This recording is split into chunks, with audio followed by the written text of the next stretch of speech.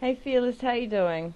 Okay, like I said in my comment, I had to respond to your video which asked whether or not women had penis envy. You start off the video by saying that in psychology teaches that women have penis envy. Now, I'd like to correct that. Sigmund Freud was the originator of that concept. And basically a lot of what Sigmund Freud said in his books or taught to his students is now at least under question, if not completely done away with, basically.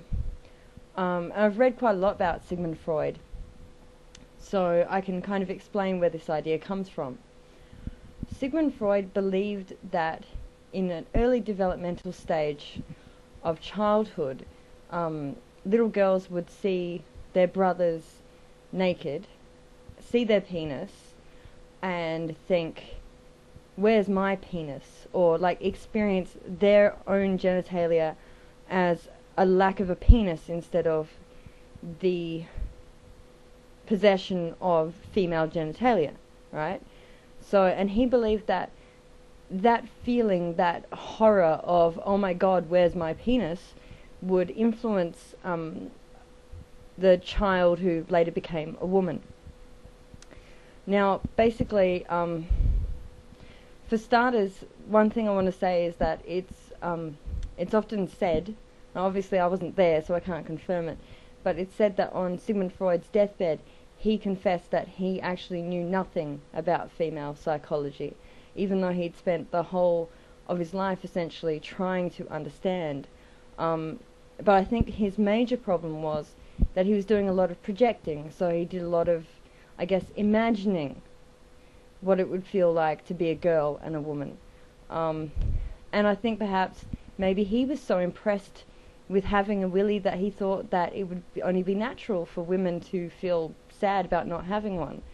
But I have discussed this with a lot of female friends over time, because I read it when I was younger, when I was at university, or maybe a little bit before that, and I remember just thinking, what? Because the thing is, right, now I remember, being a little girl, and you played doctors and nurses, and, I had a little brother as well. He's 2.5 years younger than me. And basically, little boys' willies, like under the age of 5 and even over that, they're not particularly impressive. They're like they're like this big. Like, I just remember thinking, wow, that looks silly. Basically, as a small child, that's all I thought. I never thought, wow, I wish I had one of them. They look so amazing and powerful. Because really, a little boy's penis isn't amazing and powerful. It's just a little thing that hangs off him.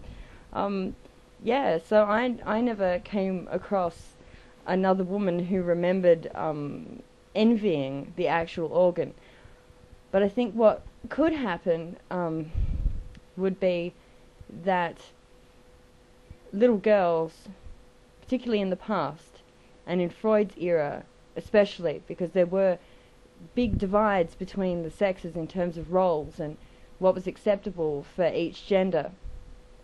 And even when I was a kid, so what could happen is that a little girl would associate being a boy with greater freedom, or basically greater freedom of expression, being able to go out and play outside, whereas little girls were often kept in the house, doing chores with mummy and all that kind of stuff.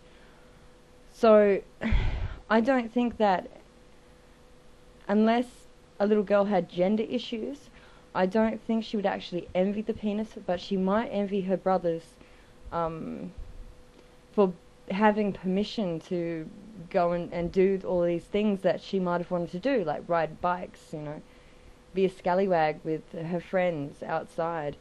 But as things change now, I think you would probably find that a bit less, because I think gender roles are relaxing a bit. so little girls are probably allowed almost as much freedom as little boys are these days, and probably children in general aren't allowed very much freedom, because everyone's so paranoid about child molesters. But yes, so Sigmund Freud, I think Sigmund Freud was a nice person from reading about his life. And one of the things that makes me suppose that is actually something quite horrendous that he did accidentally. He was basically involved in the cover-up of the fact that child sexual abuse occurs. You might have heard of the Oedipal complex or the Electra complex. And basically, whenever one of Freud's patients came in and talked about how when they were a child, they had been abused by a parent, he wrote that off as like a sexual fantasy, like that they had wished that had happened to them. And I think that it's basically because he couldn't imagine that anyone would do that to their children. You have to remember as well that Freud believed that the major driving force of humanity was the Eros complex, or Eros force. I can't remember. The Eros something, anyway. Which is basically the desire to create new life and, drive forward. And after World War II, when the whole Nazi thing was found out about and the Holocaust and everything, he then had to rethink his concept of how people worked and how how humanity worked, and he came up with the concept of Thanatos, like the death instinct, the instinct to do horrible things and to destroy senselessly sometimes. Anyway, so yeah, that's penis envy. I think a lot of what you said, though, did have merit when you were talking about women basically emasculating men. I think that this does happen. I think even myself, I have been guilty of it. And I think a lot of the time, it comes down to women being intimidated by men, and therefore using their cunning and their wiles to take control. And which is often done in very negative and manipulative ways. But my personal pet theory is that I think there is, within all cultures, basically a male culture and a female culture, because of the segregation that there is between men and women in most cultures, and there particularly is in the culture I grew up in. Fathers have private chats with sons, and vice versa, mothers and daughters, and little girls play with other little girls, and mothers get together and have mothers meetings, and all these things.